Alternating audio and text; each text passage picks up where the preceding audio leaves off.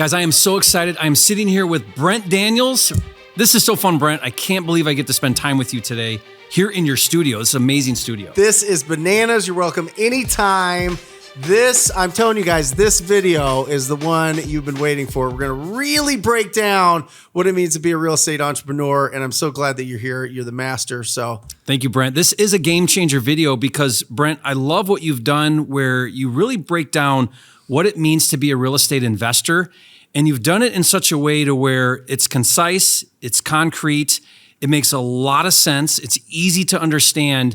And it takes this like overwhelming thing of being a real estate investor, because there's so many different things you could do, and really simplify it in a way to where somebody can identify their bottlenecks, identify where they want to fit best, maybe where your strengths are, where your weaknesses are, and really what you want to do as a real estate investor.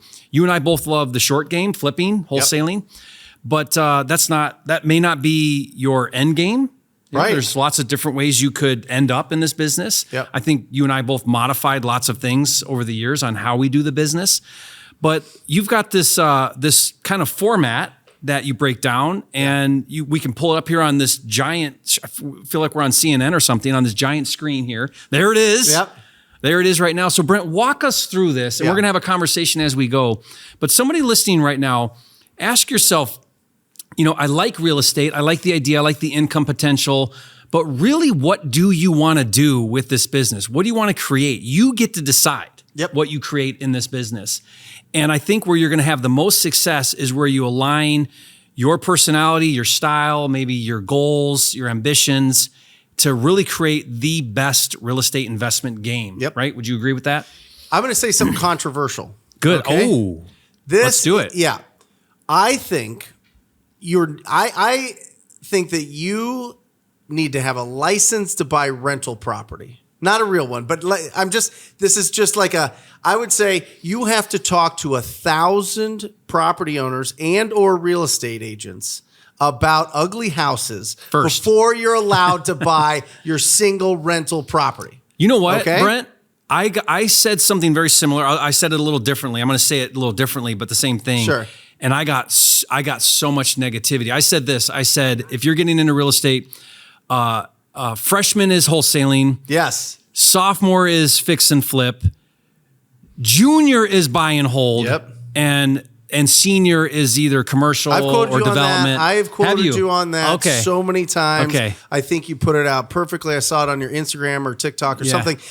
You're absolutely right. And the reason I say that is this. I know 9 out of 10 real estate investors are going to make big mistakes up front. They're going to buy the wrong property at the wrong time in the wrong neighborhood because it's a deal, right? Because they don't recognize what properties to actually buy and hold, right? So I really think for the first 12 months of being a real estate entrepreneur, you should do nothing but wholesale every single property. Love that advice. And the reason I like that is because, one, you get to see everybody else what they're doing with these properties. These other investors that are a year, 2, 20, 50 years ahead of you in experience, dozens of deals ahead of you in experience. What did they do with this property? What numbers were they looking at? You have like a front row seat. It's it. Because your cash buyer, if you're smart, you ask your cash buyer, tell me about your exit. Tell me about what is your business model? What are you doing with this property? Where'd you get your money?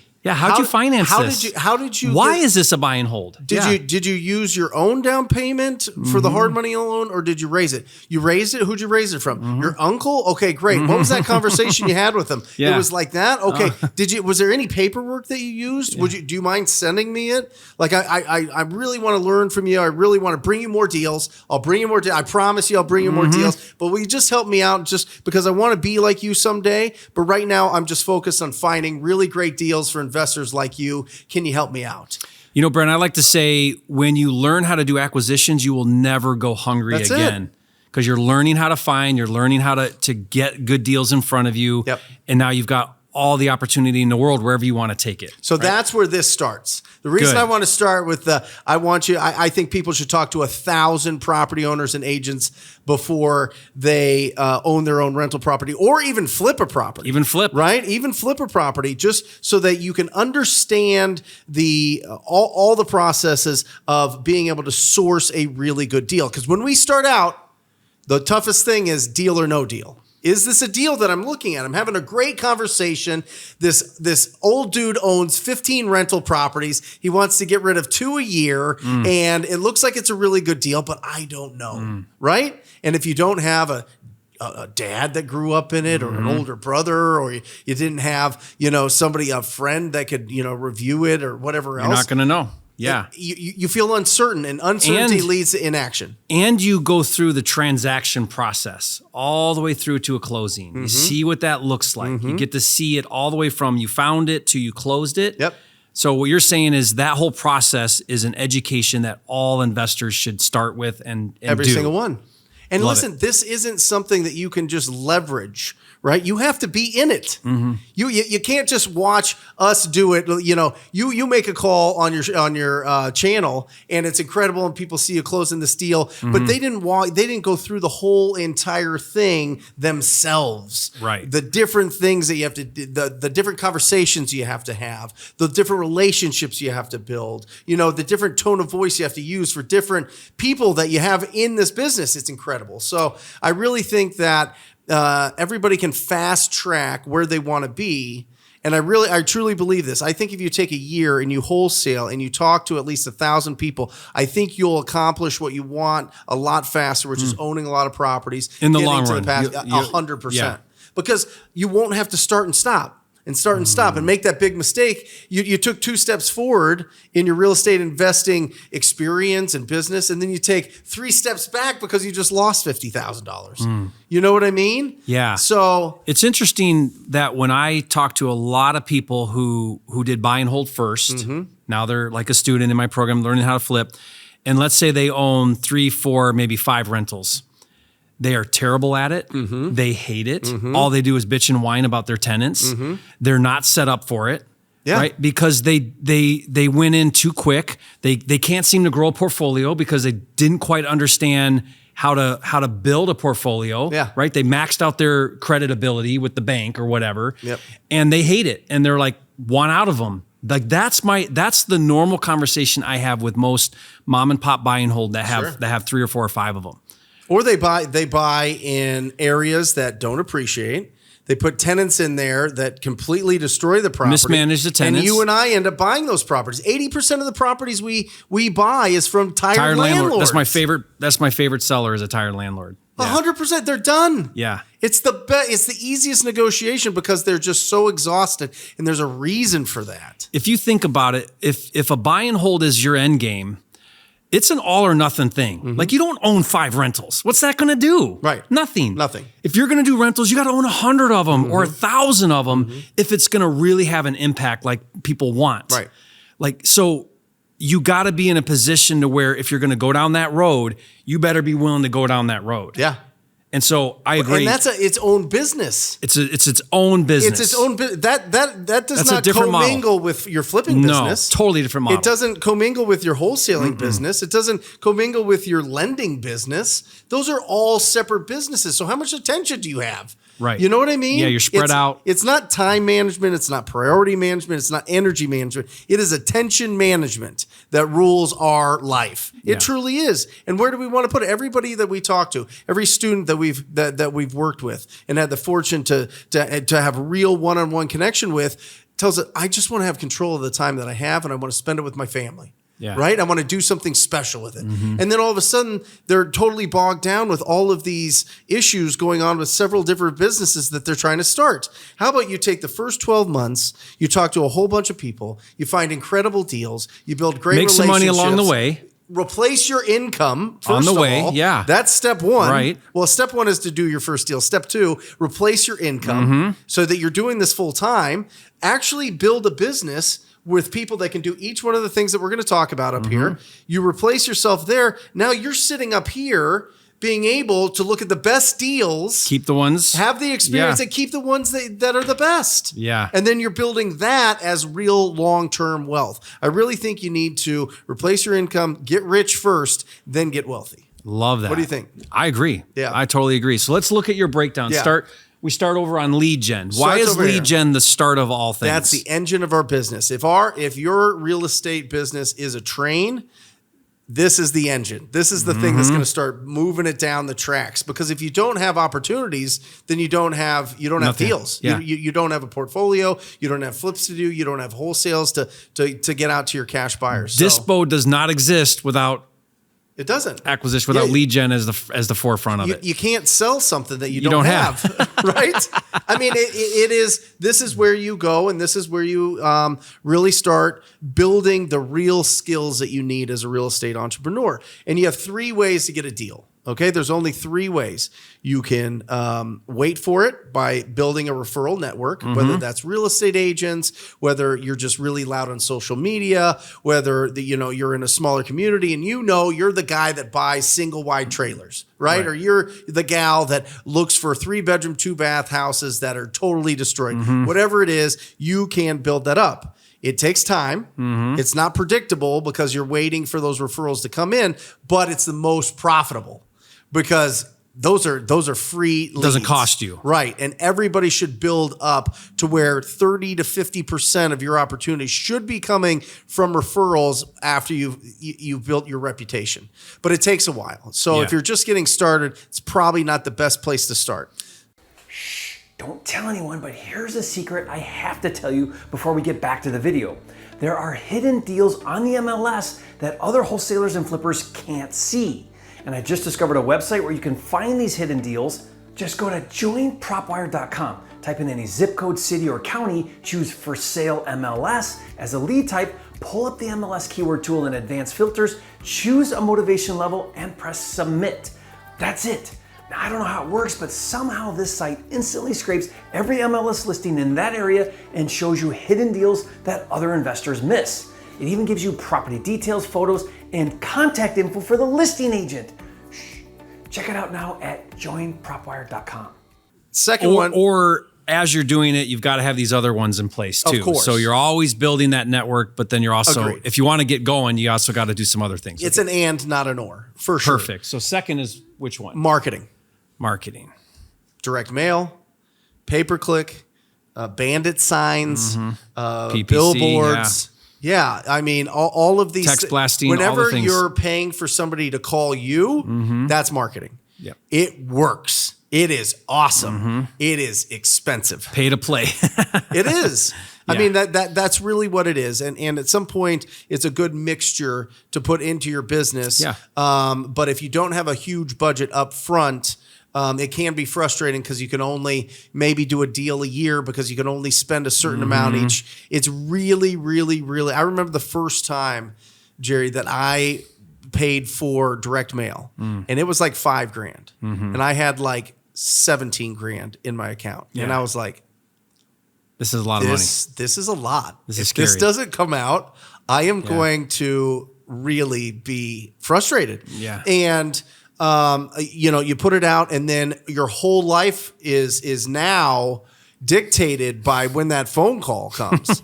I had a friend. You cannot miss a call. No. I had a friend that was like, Brent, well, here's the secret. It's real easy. Every time you that number that comes up that you put on your marketing, just change your ringtone to a cash register. Cha-ching, cha-ching, cha-ching, cha-ching, right? Yeah. And so, but then he was hearing the sound when he put out his marketing. He'd hear it all the time, and then he started hearing it in his sleep, and he started getting anxious. He started getting anxious that he would be missing it, and all of a sudden he's like, everything was on hold. He stopped going to the gym. Yeah. He wouldn't go on dates. He didn't want to go. You're at dinner with your He phone. didn't want to go Yeah. swimming. Yeah. You know what I mean? He was like, I'll miss a call, and that could be a $15,000 opportunity. So I really think in the beginning, the best option is to go out there and earn it. And that's to go and prospect for those opportunities, which is to pick up the phone and call people that own ugly properties. I mean, they're everywhere. Does prospecting include driving for dollars? Yes. 100%. Maybe calling on Craigslist. Yep. What are some other prospecting You could call real estate agents. Calling agents, on yeah. Zillow or Redfin. They have rough looking houses that have been on the market for a while. That's prospecting. You could door knock. Door knock. Door knock is very effective. You're face to face now. It's time consuming, but it's effective. That's really your options. Yeah. Is picking up the phone or going direct to the door. And when you're starting out and you don't have a huge budget, or you don't want to really shift your lifestyle because you're doing it part time and you can't really be attached to your phone all the time, the beautiful thing about prospecting, this is why I get so loud and I'm so fired up and enthusiastic about this, is because you're talking to property owners on your terms. Because you're calling them. From 9 to noon every day, Yeah. I was talking to people that own ugly houses. Yeah. And every day I would find 3 to 5 people that would have a good conversation with me that I would add to my lead follow-up, and then nurture those people, build the trust, and go out there and see, and at least get a shot at the opportunity to buy their property. But you're in control. I'm in control of that time. Yeah.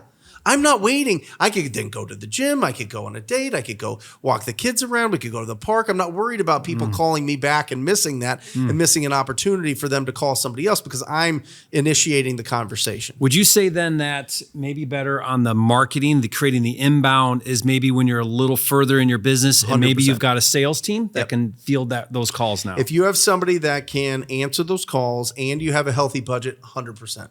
But you got to watch it. Because it's effective, right? It does work. Absolutely. It's just not conducive to lifestyle in the beginning. You just have to make sure your systems are in place. Yep. You have to understand. You have to make sure that you have somebody that's really good on the phone answering those. It can't just be somebody that's a warm body, because it's make or break whoever has that first conversation with them. You know, the worst thing that I see happen is new wholesalers come into the business and they've got some cash. I was at a live event in Orlando, and these 2 girls came up and they're like, "Hey, we're business partners. We're just getting started, and we have $20,000 that we want to spend on marketing. And where do you think we should spend it?" And I was like, "Don't spend a dime. Right. Don't spend a dime. You don't have any processes in place. What happens when the phone rings? You guys don't even know what to do if the phones ring. Yeah. What questions you ask? How are you going to handle? Yeah. Because when you do marketing, it's all hits at the same time. Like if they spend 20 grand on direct mail, the phone's going to ring as soon as all that mail hits the ground, and they're going to have no way to manage that influx. That's true. So I mean, it's 100%.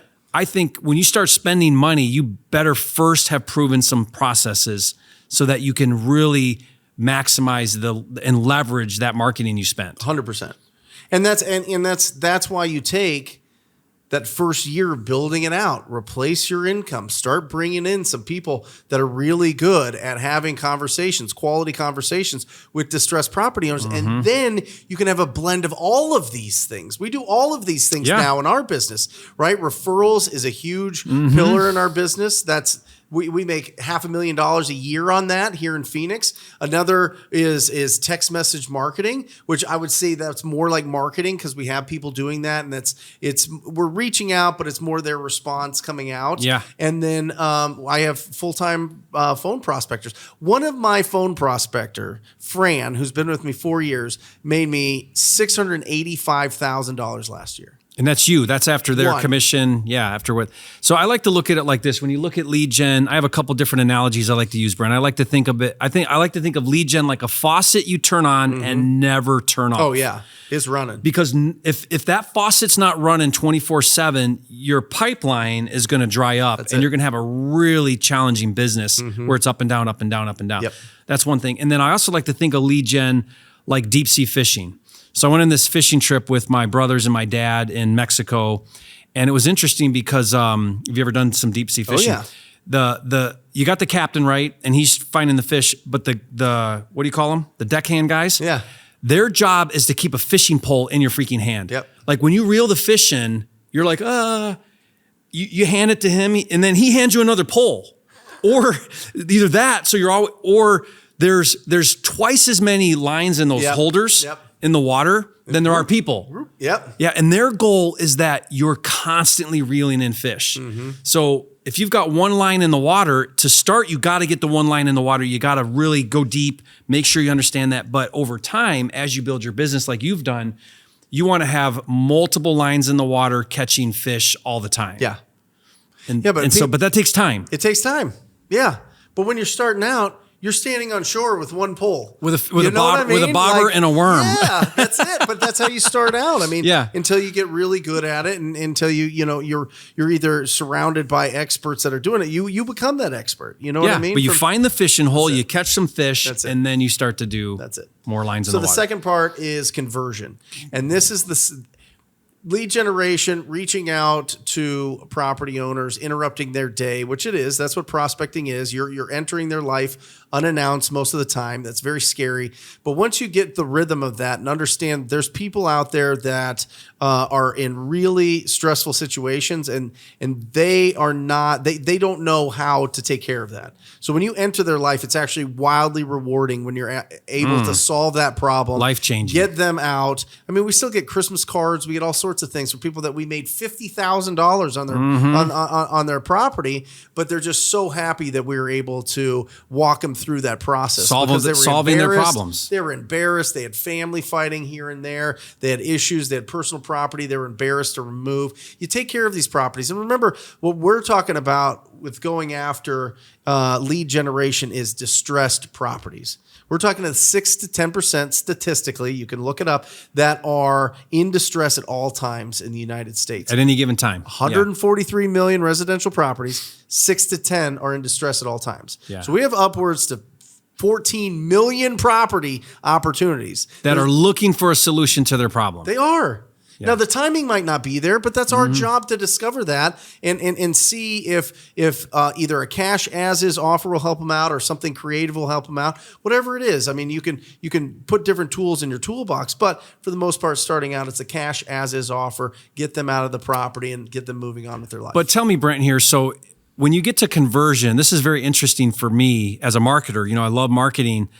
A lot of people tend to blame the breakdown in the model on lead gen. So it's like, we don't have enough leads. Yeah.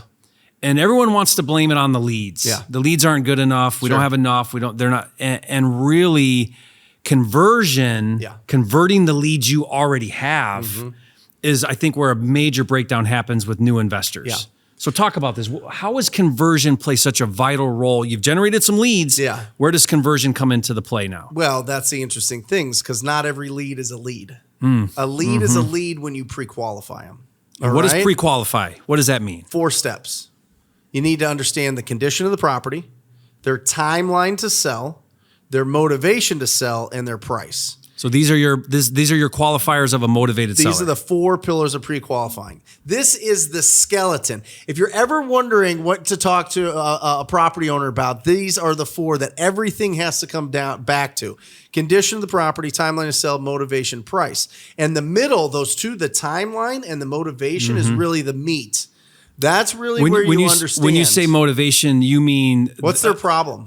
What's the stressful thing in their life that's creating an urgency to get out of this property? Is there a problem that you can solve with a cash offer? Condition's clear. It's got to be in poor condition. Yeah. That's what creates it as a discounted property. Right. You know, if it's perfectly new, then they're going to get put it retail. On the market. Yeah. That's the 90 to 94% that of we're the talking about. They want the highest sell on the market for the highest price. Condition. So condition, motivation is the problem that's going on. Lost their job, behind on payments, whatever it is. Timeline is their urgency. I think this is the number one. Timeline. Timeline is the number one.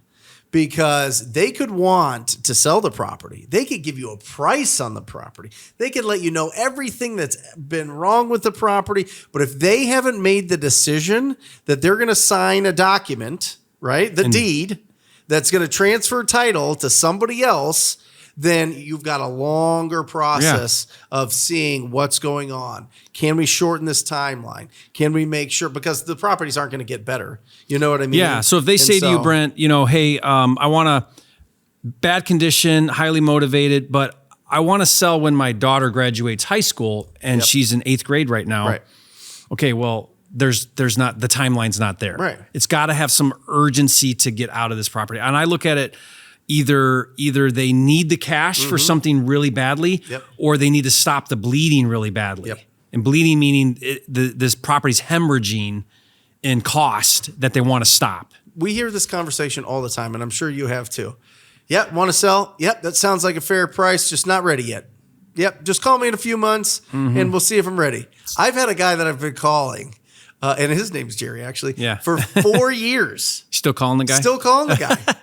He's got great properties in Arcadia here. They're just totally dated. I mean, somebody would probably tear him down and build a huge mansion on him. Yeah. You know what I mean? But he's just, I'm almost ready. You just keep. And you're biding your time. You know what I mean? And that's an exception to the rule. But that's an example. You really need to understand the timeline because it'll affect the way that you do your lead follow-up, which is the second one. So first you pre-qualify and you understand the condition, timeline, motivation, price, and then that dictates how much you follow up. And a lot of people go, and I'm sure you've had this question on your in your comments 1,000 times. Well, what's the right follow-up sequence? Oh yeah. What's the right process Everybody for asks follow-up, that. right? And I always go, just do it, right? Like the Nike slogan, just do it. But it truly is. You have to understand that if somebody's not ready for a long time, you still have to touch base, but you can't hold on to that lead forever because they will hide the best leads that are ready to go right now, especially if you're prospecting. Because if you're prospecting, you're pulling in fish all the time. Yeah. You know what I mean? You're pulling in these opportunities all the time. And so you got to really, it's lead triage. Who's going to make who is going to sign a contract today versus 6 months? And that's really where you put your energy and your efforts. And then if you have time left over, then you go to the ones that are longer. Gotcha. That makes sense, right? Yeah. But the win is in the follow-up though, right? 1,000%. I mean, if you're not following up, that follow-up, I would say, I don't know what the exact number is, but I would say it's 70 to 80% of all deals are in the follow-up. Sure. 90% for us. Maybe even for more. Sure. Yeah. Yeah, unless it's different when it's marketing. Right. Marketing, they're ready to go right now, typically. They've already made that decision that they're going to sign that deed over to somebody else. Because think about it. They're calling you. Yeah. When someone's calling you, it's like, hey, my foreclosure auction's on Friday and they're calling you on Tuesday. Our numbers are 36 days. If we get a deal, if somebody's reaching out to us from marketing, from the day one that we talk to them to close and get paid, 36 days. Okay, on average, yeah. Prospecting, it's 92. Okay, so there you go. Yeah, it's a longer timeline. Right. And that means longer lead follow-up. So you really have to develop those skills of just touching base. And 80% of lead follow-up is a 30-second voicemail because they don't answer in a text message. You're just planting seeds. Keep front and center all the time, front of mind. When they're making that decision, they're at least going to give you the opportunity. But I saw this statistic and I thought it was fascinating. It was put out by the National Sales Association, so kind of like All Sales. Yeah. And they said that 80% of sales are made between the 5th and 12th follow-up. 80% of sales. Yeah. If that's 100%. anywhere close to like our industry, then if you're not doing good follow-up, then you're in trouble. Yeah. And I find it shocking. I have some people that I work with, some students that I work with that they no problem making cold calls. Love the hunt. Hate the gather. You know what I'm saying? Like the lead. Why is that, do you think? Because they're so nervous that they're going to tell them they don't want to sell. They're so nervous that they're going to tell them that they chose somebody else. They don't want to be crestfallen and heartbroken that all of a sudden this wonderful lead that they're holding close to them all of a sudden evaporated. Whereas if it's a maybe, then it's still like a maybe. Then it still has hope built into it. That's interesting. But you don't build it on hope. You build it on facts. Yeah. You can only go and help the people that you're communicating with and building trust with. And so the only way that we can really do that is reaching out to them and having effective communication. And the last one is the offer presentation. When you get down to the nitty gritty, it's about the advanced agreements that you have up front, right? Jerry, when we meet today, if you feel comfortable and confident with the price and terms that we've already discussed, is there anything stopping us from signing the agreement when I come over? Yeah. No. Great. Is there anybody there that's a decision maker that needs to be involved in this? I do not want to leave your house until you're 1,000% ready to sell your property to me. Does anybody else need to be there? You know what I mean? These advanced agreements that you have lead up to your offer presentation.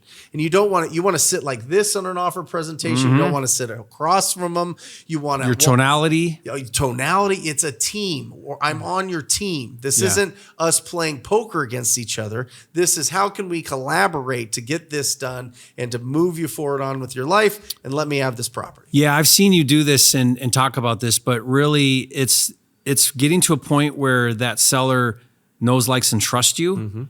And they may go with you over better offers because they just feel a connection. They feel like you care. They feel like you're there to solve a problem for them. And those things are how you win over a lot of times. Is that part of your offer presentation? Yeah, and I love my acquisition manager, Ryan, is just an absolute, he's just a superstar.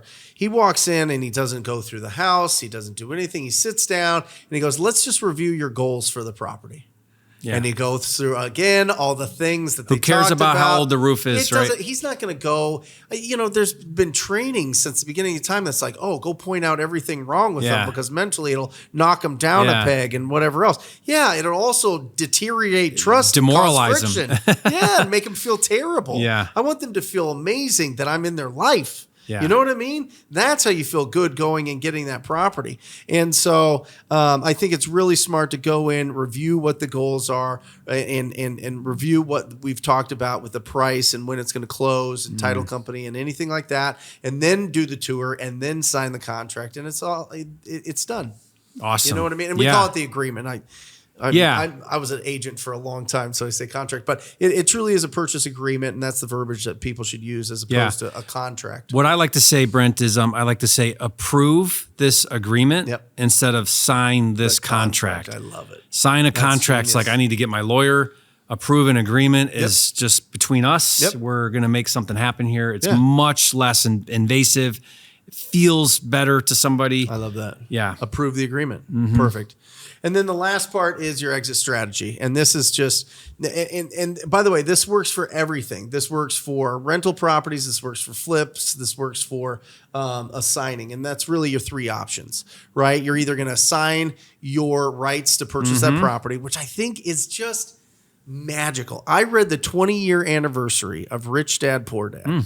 And on one of the pages there, it was like an extended version. And he talks about how he came to Phoenix and he locked up a multifamily property. And the owner wanted a $100,000 earnest deposit. And so he didn't have it. So he went and found a money partner that brought the $100,000 down. And he was like, well, we can just do this deal together. And the guy goes, you know what? Let me just take this. I'll give you $50,000. You just let me take over your contract. Get out of the way. And you take the deal. That's wholesaling. That's wholesaling. Without saying wholesaling. Yeah. Isn't it incredible? I just think that it's just the day that I figured this out was the day that truly changed my life financially.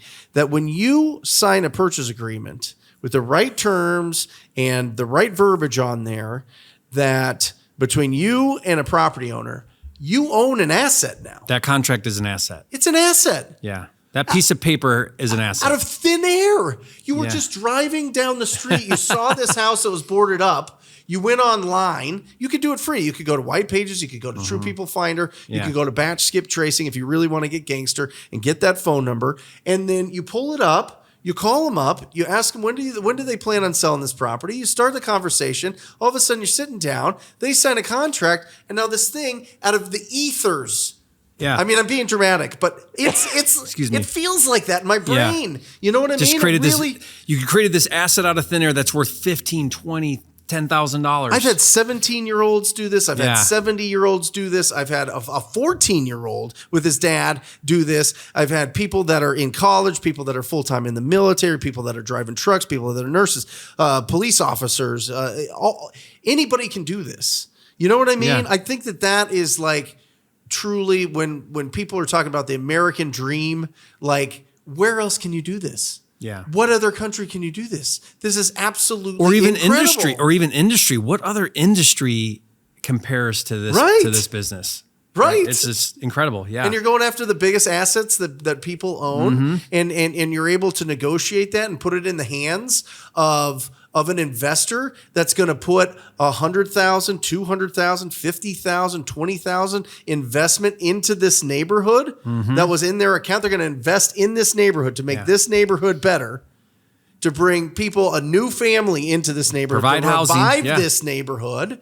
It's the most rewarding business of all time. Don't you agree? Yeah, you're taking a house that's ugly that nobody wants, and you're part of a process that's making it beautiful that everybody wants. What more amazing is that? What's more amazing than that? And people go, well, the more properties sell for, the more that there's property taxes. Yeah. And it pays for everything: sanitation, security, police, spaces, fire, services, safety, all of these things, right? The 6 S's. You can Google it. It's absolutely incredible what happens when you go and increase value into a community. All of that community is grown up, and we're a piece of that piece of that process. So as wholesaling is an option, you can keep it also short term though, and fix and flip. So you do a value add. So wholesaling, I like to look at wholesaling as you're partnering with an investor who's going to do something with that property, buy and hold it and keep it as a rental, or value add it and flip it. You're the acquisitions partner. So essentially you're partners with your cash buyer. You're just out up front because you found the deal. They're going to continue forward and do something, or you keep it, do something, and either flip it or hold it. But really, you're looking at kind of 3 different exits. And hold could be short-term. It could be long-term holds like Airbnb or long-term rental. Flips could be any level of trash out, relist, don't do anything, relist, light, average, heavy rehab, build something new. Any of those things, it all falls under that umbrella of get in and out of the deal and sell it retail is the flipping umbrella, right? Yeah, and you look at it and you go, okay, if you're doing it right, you're getting these properties about 70% minus repairs. So there's probably built in there for the savvy investor 25% profit, which means typically wholesalers get 10%. Flippers get 15 to 20% now. It was a little bit lower in the previous years, just because people wanted to keep doing a lot more and building their crews, and they're willing to be a little bit tighter because there wasn't much risk. And they were riding appreciation, and appreciation helps. So that could bump it up by the time they got it sold. But if you look at it and you decide, you know what, someday I want to get all of that. I want the 25 to 30%. I don't want to just get the 10% that I earn as a wholesaler. Then that's when you start getting into flips. That's when you start building your crews. That's when you start building the process. And now you have a built-in machine that finds you the best deals, which you're not always going to want to do those flips. You're not going to always want to go to the areas that you find these opportunities, or maybe they're bigger projects that you want to do, or maybe they're smaller projects that you want to do. But the sweet spot ones that you cherry pick of your own deals, that's where you do those deals. All the rest of them, you still wholesale with this business. You have this business that flips, and then you got this business that keeps these incredible rentals that are incredible school districts that are going to get incredible tenants, and now you're building real wealth. But it starts with building that foundation. I think the foundation is, one, being able to effectively communicate with distressed property owners, and 2, building up a big, healthy, heavy bank account to where you can build a machine that's going to source you deals that then you can go and almost direct it to what you want to do. Do you want to? Yeah, I like something you said earlier, which was the difference between get rich and get wealthy. And I like this comparison. So I kind of look at it like this, because I like to do wholesaling, and I call that my paycheck money or my pay bills money or my get rich money, meaning I'm going to create a really high income wholesaling.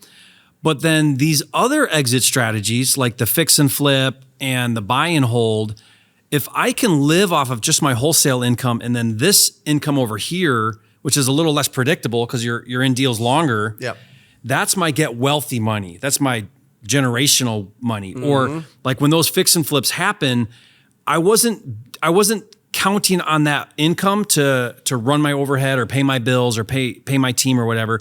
All of that is being generated on the wholesale income. If you can create that engine, I mean, you're gonna build upon. How many years do you think it takes to really be in a position? I mean, I'm not a super smart guy. It took me a little while. I mean, I've been at it almost 20 years now. Right. So it's, for me, I don't know, but I've seen it done. Like you said, if you could just dial in your wholesaling business in a year, if you, now part-time in it's a little tricky. I don't know that you can do it in a year, part-time in it. It's probably 2. Yeah. But if you could then somehow get to a place where you could be full-time and in a year you could have that dialed in where now you're doing, it doesn't take much. 3 to 5 deals a month is not a big overhead, big organization, big team. That's pretty reasonable. Yep. Anybody can manage that type of lead flow. Then, like you said, then maybe start to cherry pick. 1 out of 5, we're going to take this one on and flip it. Or 1 out of 10, we're going to maybe keep as a hold. Yep. Now I think you've got to really start a really smart strategic business plan as a real estate investor. But you have, let's not forget that wholesaling business that you just built pays all of your expenses. All of it. You're already passively. Yeah. I mean, it's not like you're working in it anymore. You've got people that are acquisition managers. You've got lead managers. You've got marketing managers. You've got people selling your deals. I work 5 hours in the business. We have a 55% profitability that goes to my family. Yeah. So the other 45 covers. Do you know how much I would have to own in rental real estate to get that kind of passive income? I would guess hundreds of properties. Hundreds at $200-300 a pop. We're talking, depending on the year, between $50,000 and $60,000 passively coming to me from building this business, a wholesaling business that's finding it. Yeah. Right. That's your Brent. That's your philosophy of Wholesaling Inc. It's taking because when you think about it, if you have no processors or systems, wholesaling is just a transactional thing. So I like to say you do a deal, you're out of business. You do another deal, you're out of business. You do another deal, you're out of business, meaning you got to go find another deal if you want to make any money. Well, what I like to think of it as, how do I build a system around this transactional process? Because it's not really passive in that you have to do another deal. What you've done is you said, yeah, but I can systematize these different steps. 100%. And now it becomes a passive business model. Wholesaling is not a passive strategy, but it's a passive business model because you've built the team and the processes. Yeah, that's it. We've done it and over now you over can and step over away again around the country. You can be high level strategic, 5 hours a week in your business, and this thing's bringing you all this cash every month. Big market, small market, doesn't matter. Yeah. I mean, that's the whole goal. The goal isn't just to do some deals, build the business, and then take the money home and be able to. You can go bananas. You could increase your lifestyle. You could get whatever you want. It's easy to spend. It's easy to spend. You know what I mean? Especially with 10 kids. But my Costco bill's $1,500 a week at Costco. Yeah, I believe it. But you can invest a lot of that money as well. You don't have to go too crazy with it. You can invest a lot of that money, and that's where you're building real wealth and you're getting discounted properties. Yeah. So I just think that we just have to have a paradigm shift and just a different way to view real estate investing and build a foundation that will get us there quicker. And I truly believe, Jerry, 7 years. I think in 7 years, you could get to the place where, if you're going part-time, it's probably going to take you 2 years to get to the point where you can pull yourself out and get that good passive income. And then it's going to take you another 5 years from doing flips or buy and holds to where you have a big bank account to where you can either buy one big old property that gives you really good cash flow, or you buy a bunch of properties and just really build up your cash flow to the point where you've got a business that's running and you've got a rental portfolio that's going and building real wealth with appreciation over time. So guys, if you're watching this, try really hard not to think so short-sighted that you're like, I want to get into wholesaling so that I can pay my bills. Like, I hate the pay my bills mindset. Like, what do I got to do to get a deal so I can pay my bills? What Brent's proposing here is reverse engineer your entire strategy of being wealthy, which is a 7-year strategy, right? With the end in mind of doing some maybe flips, doing some holds. If we back our way into that, you start with wholesaling, start with one deal, get that proof of concept, spend a year really dialing that in, learning how to get that more into a business model. And then you can start to branch into these other areas and have that as your big picture. Like this is the roadmap to becoming a multimillionaire. Well, I think, listen, do your first deal, right? Go full time. Pay off your consumer debts. Get your expenses to nothing. Yeah. Right? Really build this thing up. and then buy assets and have passive cash flow. I mean, There you go. that's all it is. It's right? actually not that complicated. This is the hardest part. It's so hard in this business to avoid every shiny object. And that's every strategy and everything that's going on all at once. There's so many different things that we can do. If you just focus on ugly houses, big checks, and you really build a machine around that, I think you're absolutely unstoppable. And I don't think that you can screw it up. The sky's the limit now. I Yeah, do. love that. Guys, make sure you're following Brent. If you're not, I'm going to put his YouTube channel link Thank in the you. description. Go to Brent. He's putting out some amazing content. I love some of the live things you're doing.